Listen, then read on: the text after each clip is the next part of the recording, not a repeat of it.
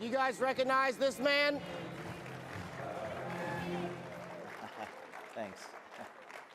That's a nice CPAC welcome for James over here. Your friend Larry O'Connor, who's out that and Broadcast Row with the Washington Examiner, came up to me this morning and he said, this is a special day, Ian. And I said, what is it, man? And he said, it's been 7 years today since Andrew Breitbart passed away. Andrew, of course, was mentor, big brother to James. He was a friend of mine. I was the one who brought him to CPAC years ago the first time, and we just watched the phenomenon happen. And it really changed the way we practice politics today, and boy, he was sure right about a lot of things that I didn't think he was right about when he said them. But in hindsight and retrospect, he sure nailed it. So we're going to honor Andrew, hopefully, with our presentation today.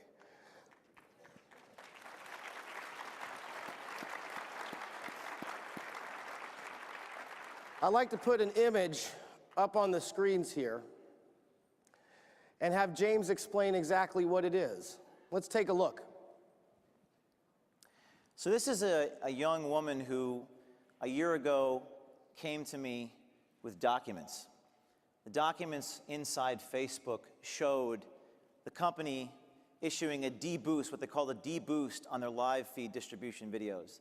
The documents also showed a troll report where they identify key words that are not racist, not extreme, but pretty harmless words, meme words, words like normie and lulz and mainstream media.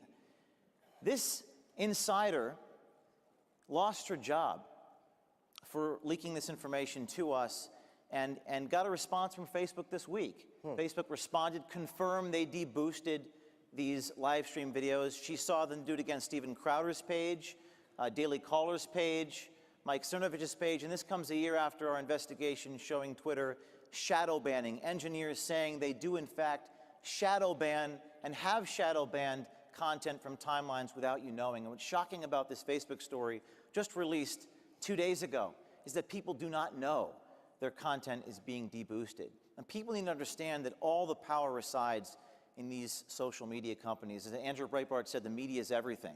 Politics is downstream from culture, and the culture and the media, it's all in the power of the media. So this heroic whistleblower blew the whistle and lost her job. And it's pretty heroic what she did, and this just broke 2 days ago. When we were talking backstage, it was unfortunate hearing this story, that it sounds like this young woman, it appears, has had her life severely impacted at this point. Not for the better, for the worse. And James has done, in my mind, a good job standing up for her and defending her. What does your reporting reflect in this story? And it broke a couple days ago. It was on Drudge, for those of you who want to learn more. What does the reporting reflect about how they go about doing this, especially since it's somewhat shadowy and not available to most people? So the documents show two things, the deboost and the troll report. The deboosting is there's two different back ends of Facebook.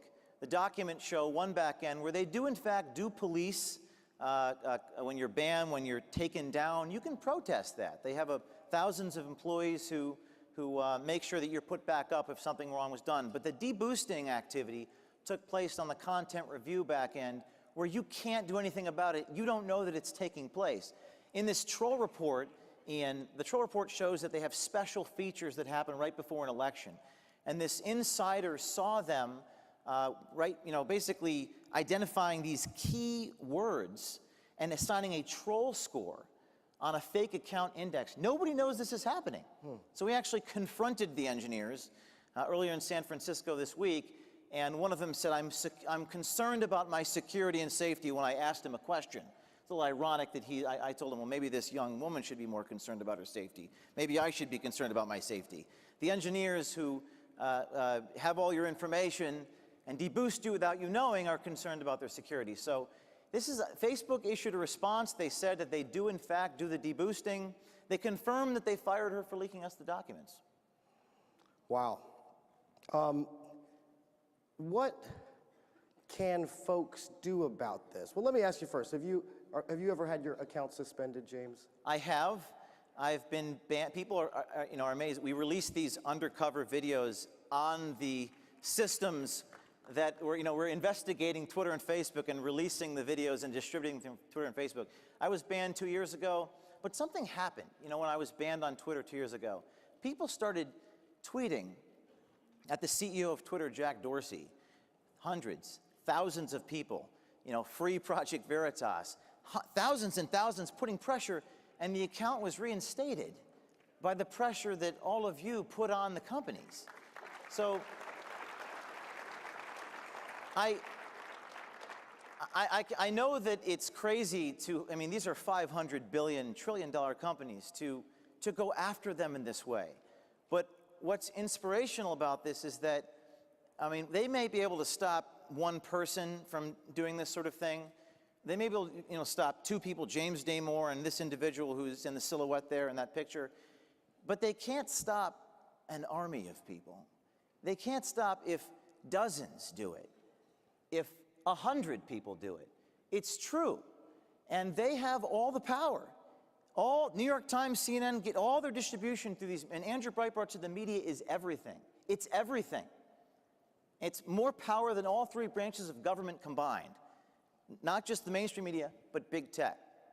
So what we need to have happen is more people do what James Damore did and do what this Facebook insider did. And that's what we're going to do.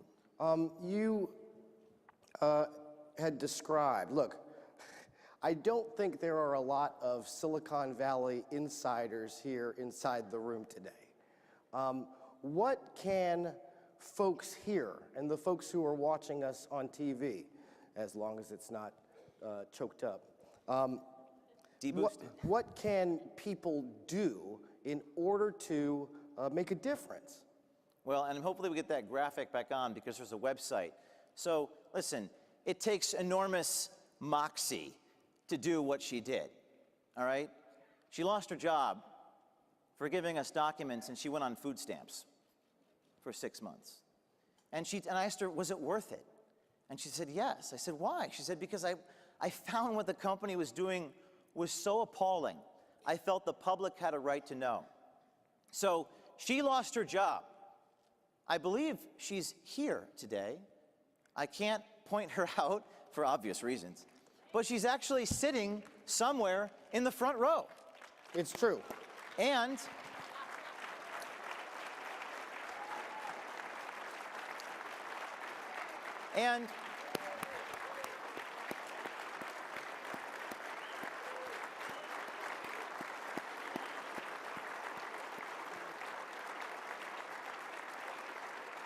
I'll tell you what else. To answer your question, Ian, they may be able to stop her. They may sue her like they did with James Damore. They may be able to do that. But here's the bottom line.